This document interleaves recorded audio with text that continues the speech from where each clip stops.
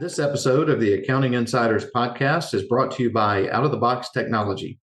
Out of the Box Technology is your partner in accounting data services. With over 7,500 industry migrations performed and an expansive network of third-party integrations, a partnership with Out of the Box will augment your advisory practice and turbocharge client accounting operations. Visit outoftheboxtechnology.com/insightful-accountant to get started. Well, hello, and welcome to another episode of the Accounting Insiders podcast. My name is Gary DeHart. I am the host of the Accounting Insiders podcast, as well as the publisher and managing partner of Insightful Accountant and Tax Practice News. My guest today is Randy Crabtree, CPA, which he's going to add to his LinkedIn profile. Randy is the co-founder of TriMerit, which is a specialty tax professional firm. And so, Randy, welcome. Thanks for taking a couple of minutes and having a discussion. Well, Gary, thanks for having me here. This is something I think you and I maybe talked about close to a year ago, and I'm glad we got it done. Right. Time flies, right? Yes. Well, and you've done a lot between now and then. But before we get too deep into it, so Randy's also the host of the Unique CPA podcast, and that's been around, did I see 2019? Is that when you kicked that off? Correct. End of 19. And then also one of Accounting Today's top 100 most influential in accounting. So, wow, I don't know. I can't touch that. So that was fantastic. Pretty cool. I can't lie. I'm still flying high a little bit when I saw that come through. So it's been fun. Yeah. Pull it up. Show your wife. Hey, look at this. But by the way, let me show you I do have credibility. Exactly.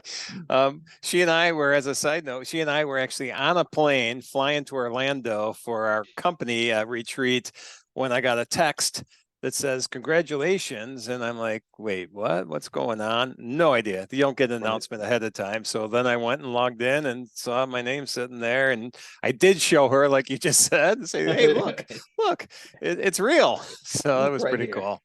Yeah, that's great. Well, congratulations. And that's, I mean, I was the associate, I don't know if you knew, I was the associate publisher of Accounting Today for about 6 years. And so that's not something that's just handed out willy-nilly. So congrats. Well, thank you. So, yeah, so we're going to talk about a few different things. Before we dive into that conversation, though, give just a little bit of background on you in the profession and what it is that TriMerit does. Sure. That's great. And as you pointed out, which I need to fix on my LinkedIn apparently, is I am a CPA. I started in public accounting back in '87, I think. After spending a little time as a computer programmer, I decided to change my profession and my role, and went back to school for accounting. But I was a generalist for the longest time in accounting. Actually started a firm, ran that until 2006 when I sold it. And then in 2007, after a little hiatus and realizing I still needed to work for a living, I started TriMerit, which has been a lot of fun because we're a niche. I'm a huge proponent of niche practices and really didn't even know what a niche was until we started TriMerit. But we're a niche practice that deals with just specific sections of the tax code. Started that in 2007. And we've grown fairly decently to the point where Inc. magazine listed us for the last 2 years as one of the 5,000 fastest growing privately held companies in the U.S. So we have great people and we work with great people. So that's how we're able to do that. Well, so congratulations on that too. That's awesome. Yeah, thank you. So tell me, who are your direct customers? Is it end users, or, businesses, or is it more other CPAs and tax firms?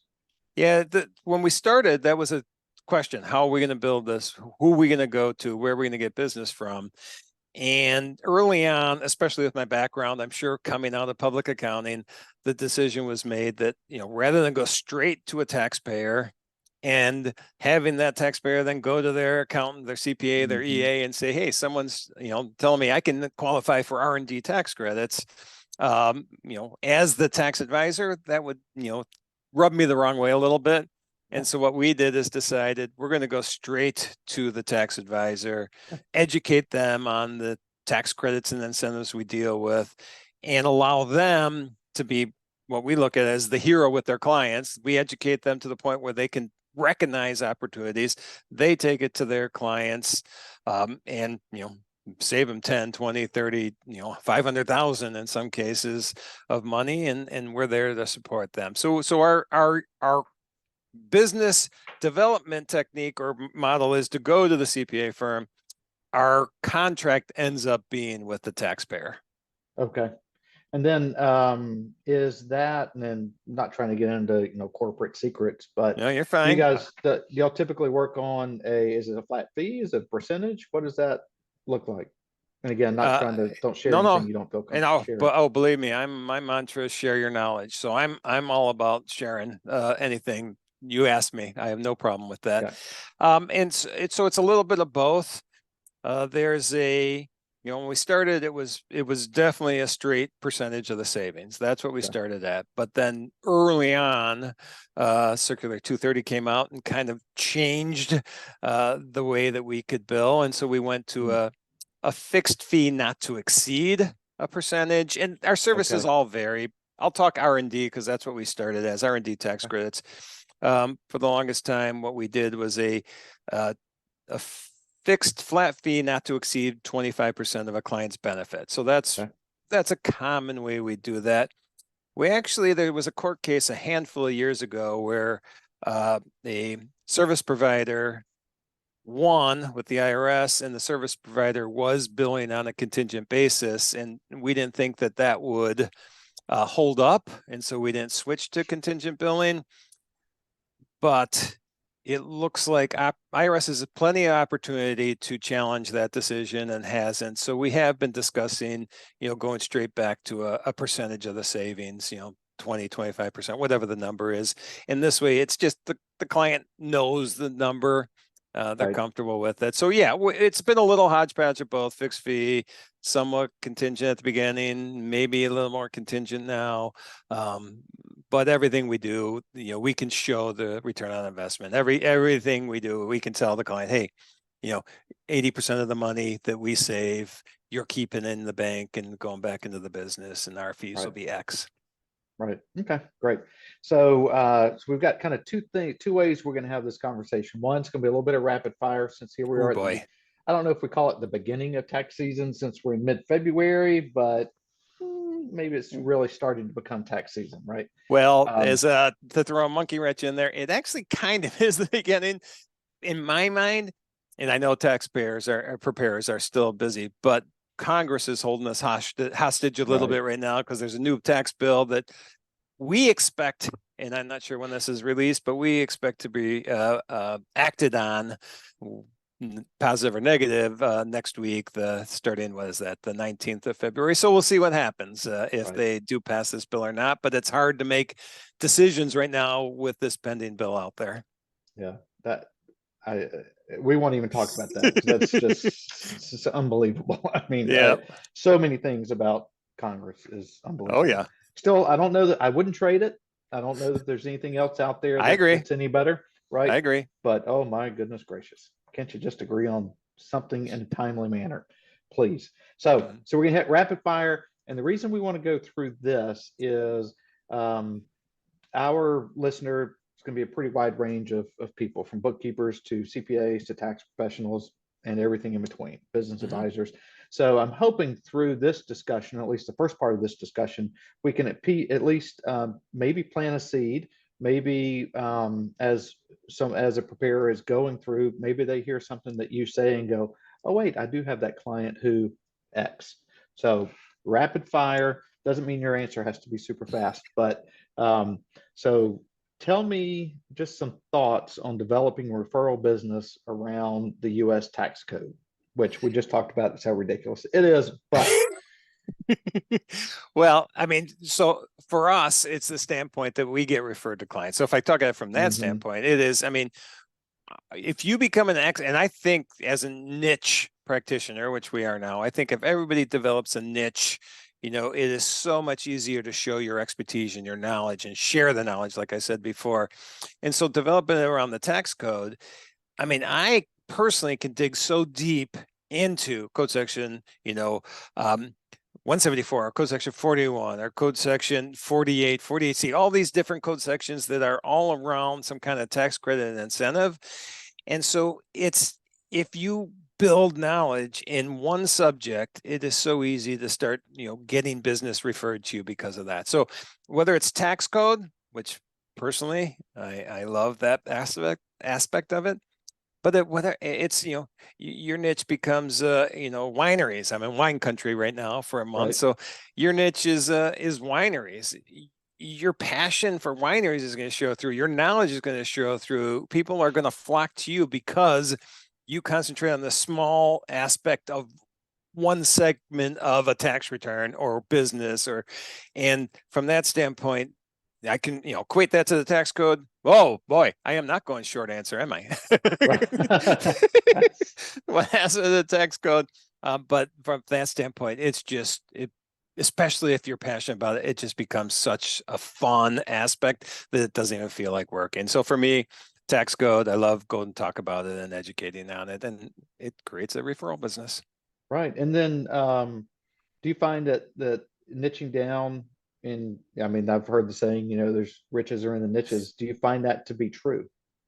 So from that standpoint, I'll tell you, we've been historically very profitable because what we do is very unique, very intricate from the standpoint, but we can dig deeper. I've got a friend whose niche, and unfortunately he passed away last year, but his niche was craft breweries. And I talked to him about that. Well, how does that affect your business? He said, we probably are able to charge 3 to 4 times what someone else is charging because we are so knowledgeable at that specific industry, and we become so well known because people hear us, see us on social media dealing with that. So I truly believe that the riches are in the niches. All right. Well, great. Okay. So what about hiring people with and I'm looking over here because it's where my cheat sheet is. So hiring people with disabilities, and can you speak to that on the tax code, but also just how it's beneficial? And I know you'd like to talk holistically about a firm, but how does that, benefit your business more than beyond the tax code? Right. So from beyond the tax code, so yeah, can there be some benefits? Maybe there's some work opportunity tax credits available if you hire people in certain demographics. But for me, this became a passion of mine from a standpoint that 10 years ago I had a stroke, and I am extremely fortunate. I have no physical disabilities from my stroke. Most stroke survivors have some kind of limitations. And so I got to meet and talk to this woman. My mind's blank right now on her name, but she was on my podcast, and we were just talking about the overall benefits to hiring individuals with disability. She did a 10-year program study while she was in the HR department, I'm pretty sure, at Walgreens. And what they found is that like every aspect of the business got better when they hired a diverse, people with disability. They became, less downtime. People were taking less time off. Just satisfaction with your work went up. All of these things. Plus, you're doing this thing that you're giving people an opportunity where not always are they going to have this opportunity. So if you wanted to look at it from a quantitative standpoint, the numbers play out. It's quantitative from a profitability standpoint. It's there, and I can't go deep into it. But just from a quality of life and everything, that all went up too. So Deb Russell, just remembered her name. Deb Russell, she has an organization that helps kind of connect companies with individuals that are looking for work that are disabled, and the work she's done has been amazing. And the data that proves out that hiring people with disabilities is beneficial to everybody is just tremendous. Okay, fantastic. So your core, you said kind of your DNA is R&D tax credits, right? Did you say that? Or not your DNA, but that's what we started as. Okay. All right. So we're going to stick with that. Your DNA is R&D tax credits. So what does that really mean? And if I'm I'm doing returns, got my clients, what am I looking for the opportunities there? What are the red flags being good, not bad? Yeah, the good flags. We'll go with the good flags. Yeah. The golden flags. How's that? I like it. It's what you just asked is what I try to do when I go out and educate is like, okay, Who should I be thinking about? What are the opportunities in my client base where somebody may qualify for a research and development tax credit? And there's two no-brainers to look at industry-wise. Manufacturing. So anybody is making a product. I mentioned craft beer before. Craft beer is a product, so it could be manufacturing even is something like beer, but widgets, anything. So if you're in manufacturing setting, there's a good chance you're doing some R&D. And if you're in software development, there's a really good chance you're doing R&D. And so it's a very simple definition. Am I developing a new or improved product, process, technique? Well, I'm going to stick with product or process. It covers most. Is there technology involved, like computer science? Is there some level of uncertainty in what I'm doing, but it doesn't have to be new to the world uncertainty. It can be, can I do this better uncertainty? And then because of that, I'm going to experiment. So if anybody's doing anything like that, new or improved product or process, that's a candidate. And what does that typically look like? Is the percentage based on the amount you're spending, or does it scale up? What is that? Yeah, there's two calculation methods, but they're both based on the dollars you spent on qualified activities. Okay. And a good estimate, just to get an idea, is, if about 10% of the expenses will become a credit. So if you spend $1 million doing some kind of R&D, you most likely have about $100,000 tax credit, which is a dollar for dollar tax savings. Okay, that's real money, right? Yeah. How about renewable energy? So we're hearing a lot about that, although they're not calling it renewable right now, which is kind of funny. But so renewable energy tax credits. What am I looking for there? There's a multitude of things, and so I'll try to give you a couple key ones. Probably the most common we're going to see is actually IRS Code Section 48, which is for any. And I'm just going to talk on the business side, not the individual side now, because there's individual incentives too. On the business side, if you have any of your clients that are installing some kind of renewable energy, saying they're putting solar panels on, they're putting wind power, they're starting to use geothermal power, they're starting to, anything that is not your normal, buy it from the electric company, but you're going to generate it yourself somehow and then use that power, there's a credit for that. And this has been around a while, but it got redefined and enhanced in August of 22, which really kicked in 23. So as we're sitting doing 23 tax returns right now, this is the first time we're going to see most of these opportunities. So a business, you got a warehouse that puts solar panels on the roof, there's an opportunity for a tax credit there.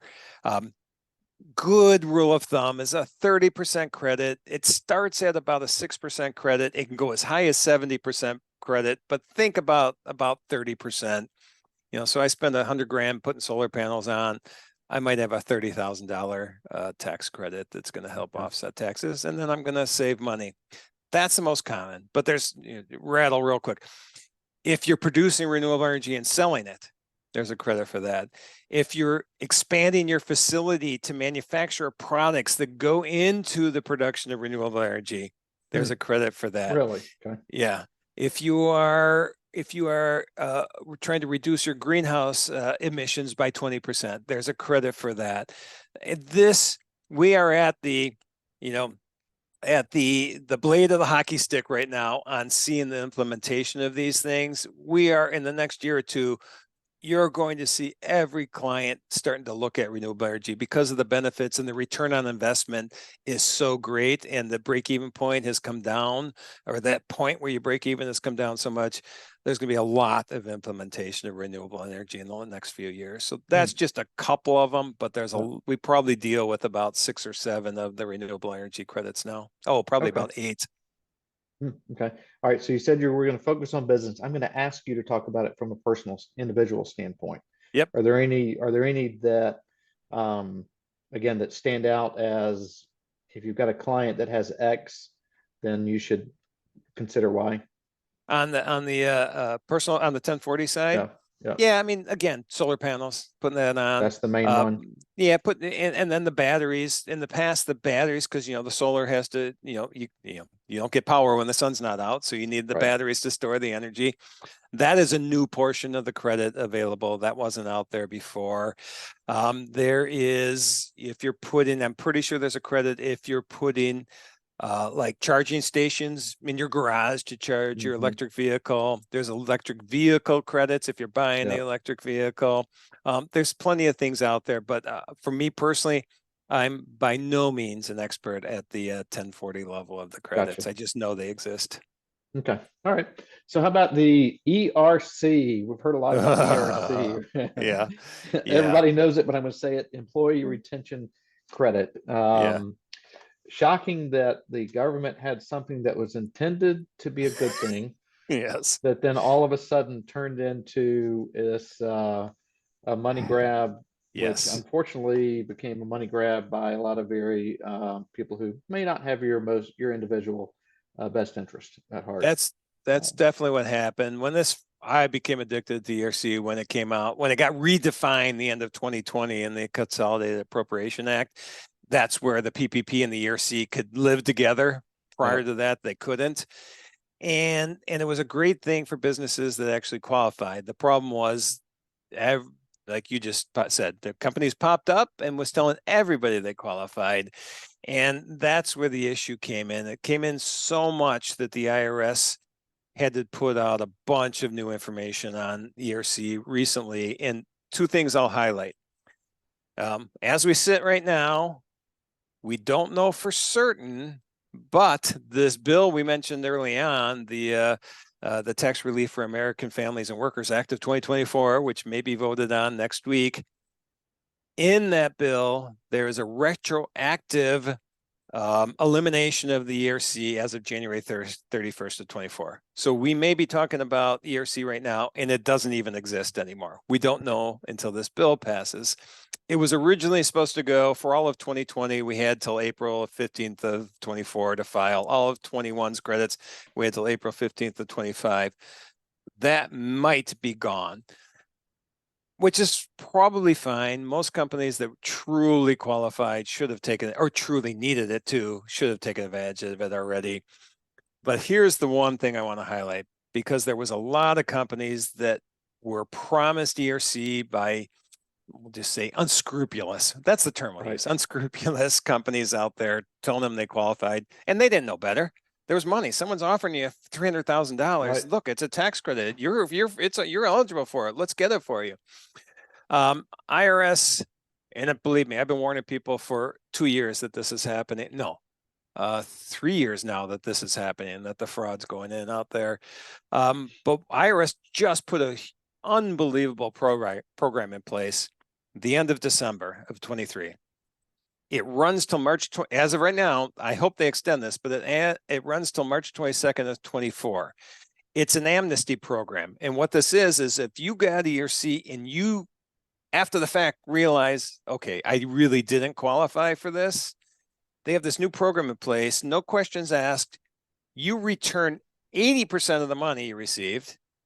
And if you received interest, you get to keep all the interest. And on these refunds, you get interest. So you get to keep the interest you received on this refund. You only have to pay back 80% of the dollars that you received. So you're getting 20% that you originally didn't even qualify for. They're letting you keep it. And no questions asked. They're not going to come audit. There's not going to be penalties. There's not going to be interest. There's nothing else. You return it because there's so much money out there. They just don't have the time to go audit all these. And so they're counting on people to do a self-audit and figure out if they qualified or not. I want to stress this because this is ending in a month from pretty much the day we're talking today. And if you got in your seat and you did not qualify and you found out, there's never been a better program, and you get to keep something that you didn't qualify for. And the reason I stress it is because if you don't do this, now you're open to penalties and interest, and the penalties can be tremendous. And, especially it depends on how fraudulent it was. I mean, there's already been people, I think, I'm pretty sure, and you can fact check me, that have had, at least potentially are up for jail time for the fraud that was going on in ERC. And so you don't want to fall into that situation because they've also extended the time to audit this to a 6-year period. So they're giving themselves more time. So they're going to continue to look at these, and you don't want to be caught in that audit game, especially if you find out that you did not qualify. Right. All right. Well, this is so my previous accountant said, yes, you guys qualify. And then the current accountant said, no, you don't. I even asked somebody else. She was like, no, you never qualified. This was our accountant that told us this. It wasn't like an ERC mill or anything. Right. And so our current accountant said, you really should go ahead and pay that back. Paid it back, and then probably paid it back like early, maybe it was middle November. And then what you just said, I'm Yeah. like, wow. Unfortunately, it wasn't hundreds of thousands of dollars, but Right. yeah, like you said, it's real money, it's free money that was there. I don't suppose I can go back and ask for my 20%. I don't think you can. So rats. All right. So energy efficient incentives, is this individual and corporate, or you're mostly focused, your business really is focused around the corporate side? Corporate, and a lot of these tie into the renewable energy, but they're different. Okay. But you almost, when you see a renewable energy tax credit, you're almost always going to see something else. An R&D credit potentially, just cost segregation. But these two that you just mentioned, the energy efficiencies, there's one there for businesses and nonprofits, and I'll tell you that in a second. But it's really more benefit to the business. But it's if you own a commercial building, or you're a government building owner, or you own a nonprofit building, if that building was made more energy efficient, the company that owns it, if you're a for-profit, you get basically accelerated depreciation. You get a free deduction or accelerated deduction from 39 years of depreciation to 1 year, if we can show that it's energy efficient. If you're a designer of a government building or a nonprofit that is deemed energy efficient, you get that deduction allocated to you because the nonprofit and the government entity can't use a tax deduction. And so to have an incentive out there, they're incentivizing, that might be a word, the designer to make these buildings energy efficient. And so this architect, engineering company, whoever, they get a free deduction. They get $100,000 deduction. That's not dollars they spent. That's just somebody else giving this deduction. And now they just saved, at a corporate rate of 21%, they just saved 21,000 for an expense that they didn't incur. So that's a pretty cool one. Sure. And then one more on that is, it's called 45L. That first one was called 179D. Okay. This one's called 45L, and it's for developers of energy efficient residential property. And there, the developer can get a credit for each unit that they construct and sell. And that credit can be up to $5,000 per unit. So it's significant savings. And that's ground up. That's not is that renovation and it's pretty much ground up. Renovations is difficult to qualify for, but if you take an old, whatever manufacturing plant and do a basic conversion to condos where you're pretty much changing everything out, there's a chance that could qualify as well. Okay. All right. And work opportunity tax credit. What we are going rapid fire. Yeah. That is a new hire credit. And you get a credit if you're hiring individuals that meet a certain demographic definition or live in a certain geographic location. And if they meet the definition, you can get anywhere from $2,400 to $9,600 per employee credit. I'll just give you an example. There's a demographic that is all related to ex-military or ex-felon, or somebody on food stamps, or temporary assistance for needy families. All these, if you hire individuals that meet those requirements, you can get that credit. Some timing with that is you have to submit it within 28 days of the hire, which is what companies like us or someone else would be able to help you with. And the employee has to work at least 120 days. But if they meet the requirements, it's just, again, a tax credits that's hiding there that you maybe don't know about, and you might already be hiring individuals that fall into these categories. Okay. And last but not least, cost segregation. Simple. It's, a commercial building, either, commercial or rental residential are depreciated over time. Commercial 39 years, residential 27.5 years. That's a long time to recoup that expense. And so with cost segregation, there's certain components within almost every building that will qualify for a shorter lifespan. And with cost segregation, you just have to go analyze the building and find out what in there should not be written off over 39 years, what potential is a 5, a 7, a 15-year write-off. And then sometimes when those are improvements, they'll be eligible for bonus depreciation, which means we might be able to rate those off in 1 year too. So it's pretty much taking expenses we would have done for the next 39 years and getting in the next, 1, 2, 3, 4, 5, 6 years and writing off things faster. Is that typically, and now I'm talking about nothing that I know about. So but would that require like the owner of the property to own the property for a certain amount of time? So there's no requirement to own it a certain amount of time, but there's really no benefit if you're going to own it a year or 2 years or even 3 years, because you would have got all that right off when you sold it. And so if you're going to own something longer term, 5, 6, 7, 10 years, it's better to get that deduction today. If it's something you're going to flip pretty quick, then cost segregation doesn't make sense. Okay, great. All right. Well, we're going to wrap up tax season here on February the 13th. And again, the point of that was just to have people, as we get into tax season, looking for opportunities. And I'm sure most tax professionals are looking for opportunities for the clients anyway, or have some rough ideas. But again, hopefully we piqued at least one person's thought, and that will have them go, wow, I can help. And now, just in case we lose anybody, how do they find you guys if they want to dig a little bit deeper into some opportunities for clients? So best place is, to get a hold of us at Trimerit is just look at the website, which is tri-merit.com. I'm sure you'll put in the show notes or something. Yep. And there's a Meet the Teams page. All our contact information is there. There's just info at tri-merit.com as well. But yeah, all our info is out there. And like I said earlier, I'm a big proponent of sharing your knowledge. So we try to be very educational on our website and just in general with the podcast and webinars and everything we do. Great. And we'll certainly add that link. And so now let's pivot over to the other half of your brain.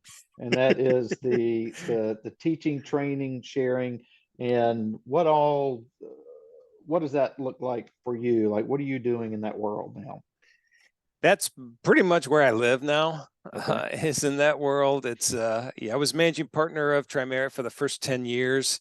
And then 7 years ago, pretty much just knew I had to make a change. This was, I mentioned the stroke earlier. That was 3 years after my stroke, and realized that I just couldn't keep doing the managing the company. We were on a growth mode.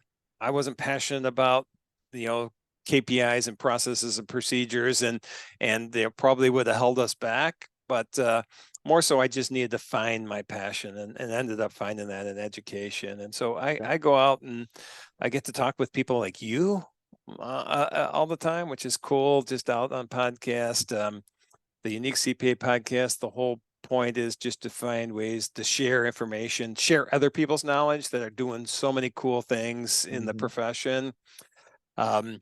Writing articles for, we'll need to talk about that with you, because I know you're probably, I would assume, be open to articles out there. Absolutely. Sure.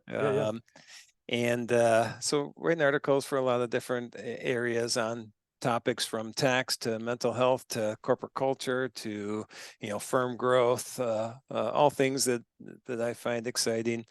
And then speaking at conferences, I'm very fortunate. I get to speak at a lot of conferences and really enjoy it. So really it's us as Trimerit, helping the profession. I'm not really out selling like our service or anything, but people appreciate, I think, what we do to help do what we can to make this profession as good as it possibly can be. And in the long run, it helps us too.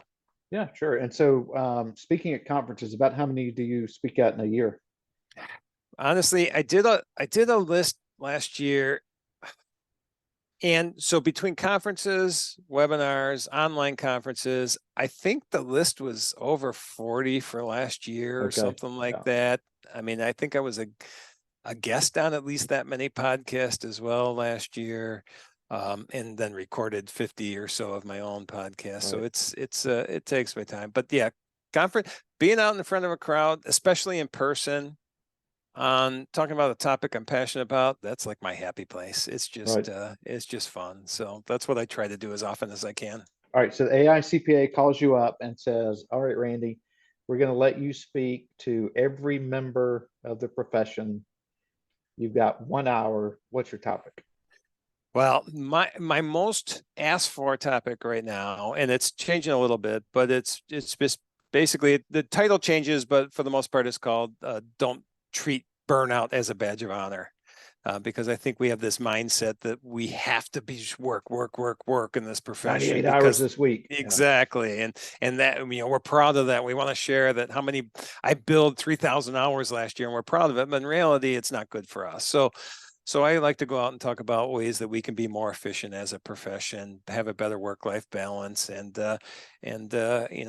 be healthier mentally and physically. That's probably what I get asked to do most. But as I've been doing this, the one that is really starting to resonate with me more and more, and that I'm really starting to be asked to do this is, and I think we have a great culture at Trimerit.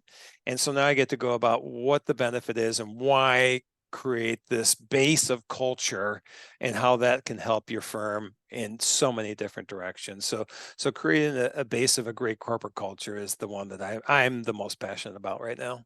Okay. All right. And that's interesting because, well, to me, because I think with the hiring difficulties taking place right now, right? So Yep. there's a talent gap out there. And while I you love that topic, I think it's a great topic, but I would not want to go have to talk about it because that's just not my core.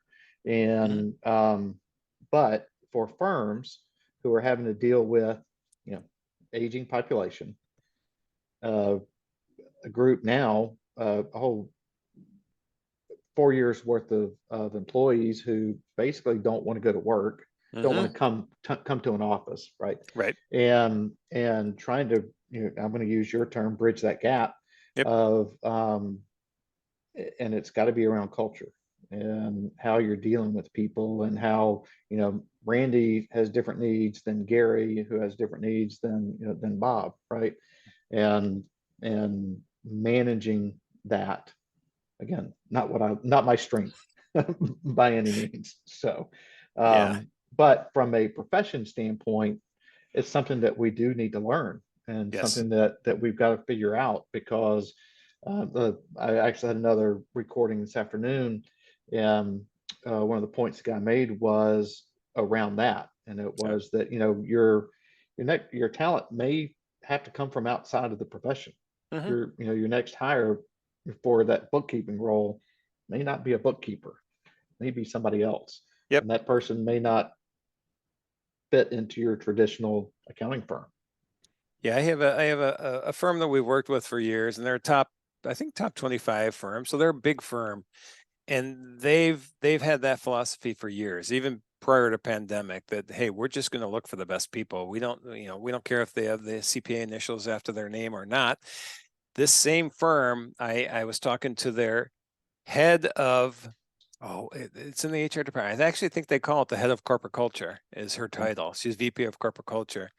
And I was asking about the remote work because I think that's huge. I think people my age fight it too much, and I'm generalizing. Mm-hmm. But I think that, like you said, the next generation coming up is the way it's going to be. And so you can't fight it. She told me, and I'll guarantee these numbers are right.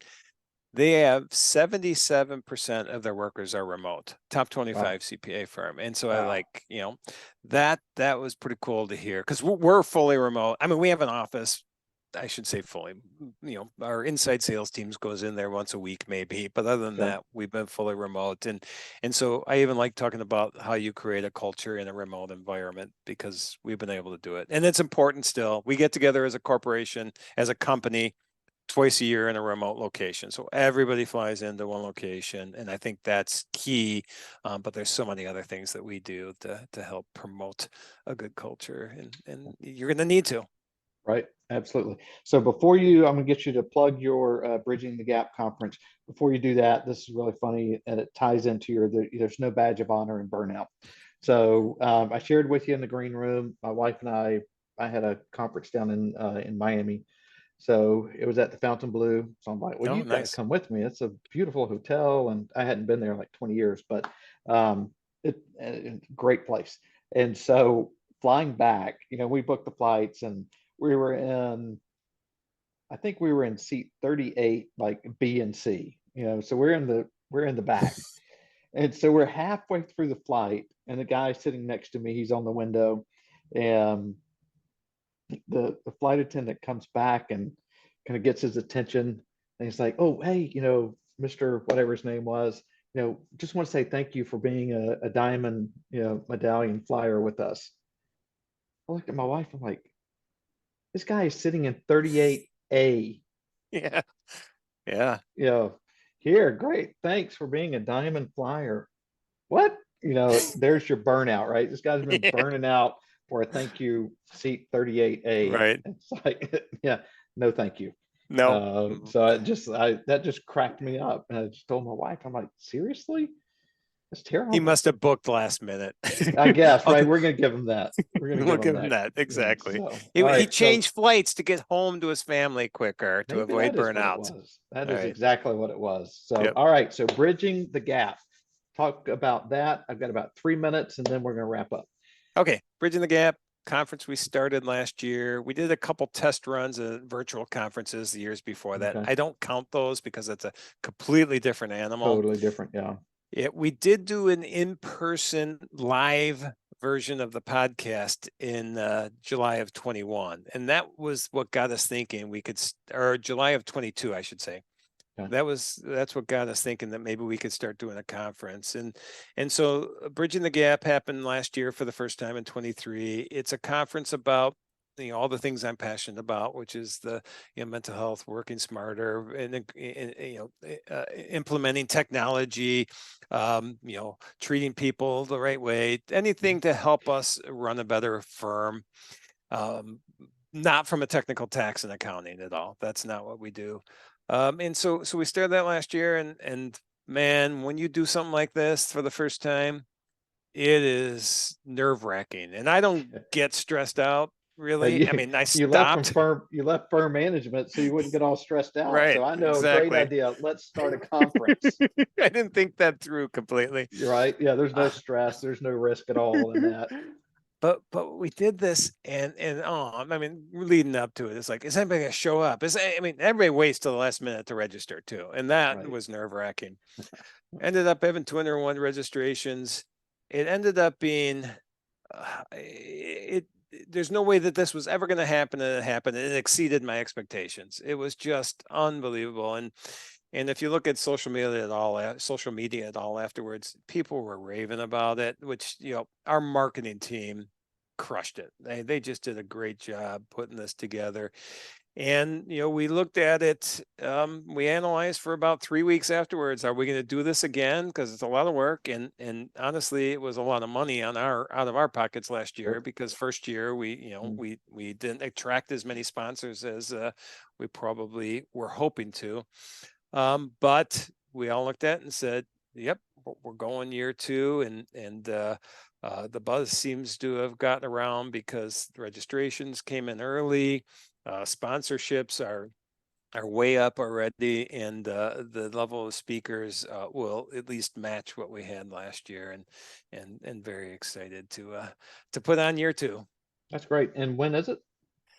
It's in Chicago, Rosemont, which is O'Hare Airport. Basically, it's Yep. July 22nd. 23rd, 24th, 2.5 days. That's a Monday, Tuesday, Wednesday. July 21st will be arrival day, I guess, Sunday evening. And we will have an event Sunday evening too, some kind of get together, happy hour type thing. Yeah. Okay. And is that the convention center or one of the hotels? So the Lowe's Hotel has a great conference center in Rosemont. I mean, beautiful spot. And so we've got that. It's the same place we had it last year. Okay. Oh, that is fantastic. And people can find that how?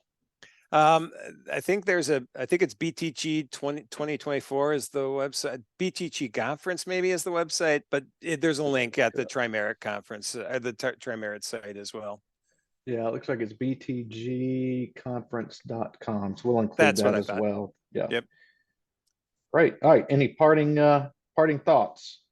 Bottom line is, I just appreciate you having me here. It's you and I had the pleasure of meeting you. Hopefully it was vice versa. Likewise, right. All right.